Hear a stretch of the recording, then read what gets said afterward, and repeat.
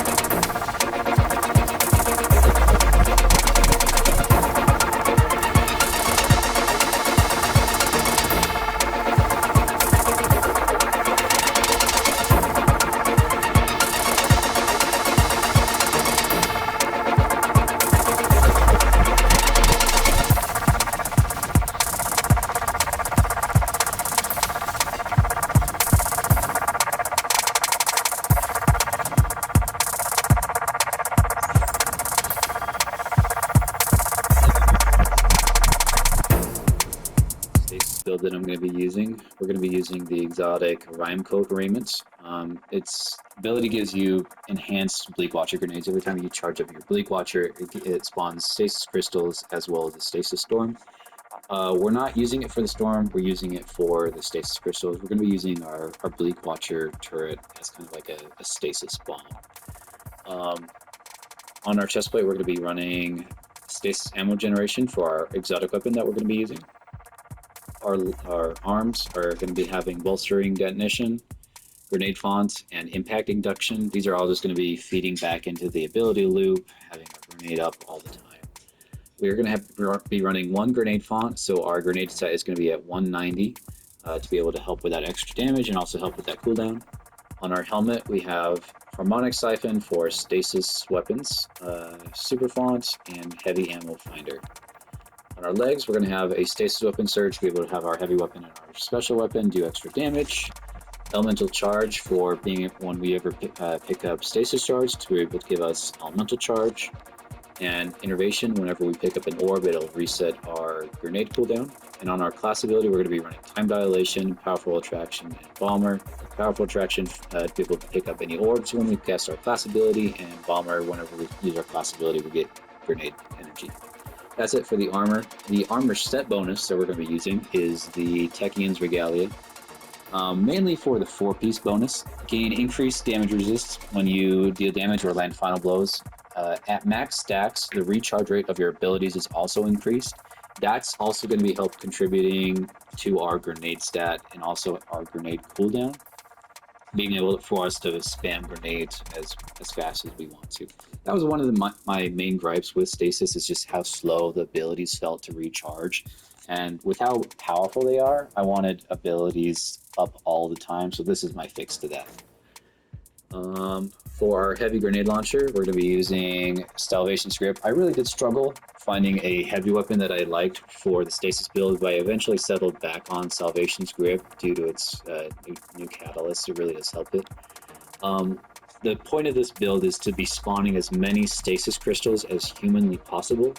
So this is obviously the best grenade launcher for that. With the primary and special weapons, I really did also struggle finding a set that I liked that felt natural to the build. So I came on the Ouster engine. It's a area denial frame. Mine has auto-loading holster and chaos reshaped. I'm going to be using the problem solver origin trait. There's a bunch of other perks that could work with this. I found that the chaos reshaped and the auto-loading holster is the one that works best with it.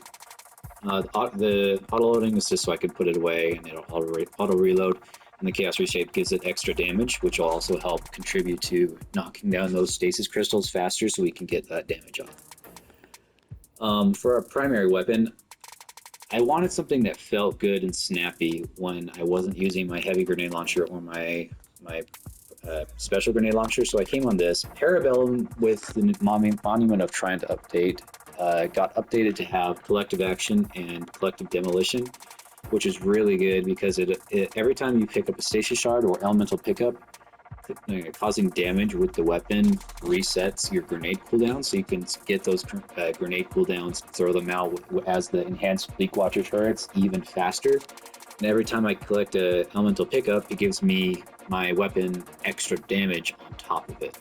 So it feels snappy, it reloads quick, it doesn't feel sluggish or slow.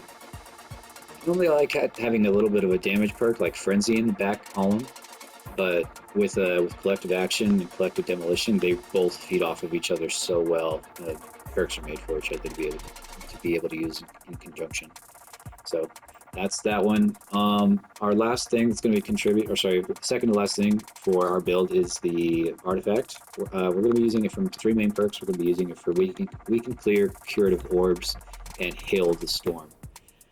We have Serve Cold, picking up a stasis shard grants you class ability energy, Brain Freeze, Frozen Combatants, have a Chilling Fog, Weakened Clear. When using a grenade launcher, so Salvation's Grip, damaging a boss, damaging the champion, or breaking the combatant's shield, reloads your stowed weapons and weakens the combatant. That's going to be causing the stasis crystals to cause even more damage. Curative Orbs we're going to be using for this last little blurb. Collecting an elemental pickup, collecting an orb of power, or destroying a tangle grants you a small amount of health. That's going to be excellent with all the damage resistance we're getting from the armor set bonus and from the frost armor stasis shards that we're going to be getting. It normally gives you like 10 to 15 health per pickup, but with how many stasis shards we're going to be generating, you're going to be getting a full health bar back every single time, basically. And then Hail of the Storm. Shattering frozen targets and stasis crystals that grant deals increased damage. Shattering stasis crystals and releases shards of ice that damage and still targets. It's basically a free Whisper of Fissures. For our subclass, we're going to be using Glacial Harvest and Bleak Watcher. We're going to be using Glacial Harvest because of the last little sentence on the bottom. Taking damage when you have Frost Armor generates grenade energy. And then our fragments, Whisper of Rime, Whisper of Conduction, Whisper of Refraction, and Whisper of Shards. People do use fissures, but according to Dim, it doesn't do as much as people think it does. It's not like an ignition where the damage scales. It just adds on top of it, which doesn't make it that great. So that's why I'm using Whisper of Refraction instead of that. Whisper of Shards, every time I destroy a stasis crystal, my grenade recharge is increased. Every time all the stasis shards will track to me, and then my frost armor has increased count and duration. So that's the build. Enjoy the video.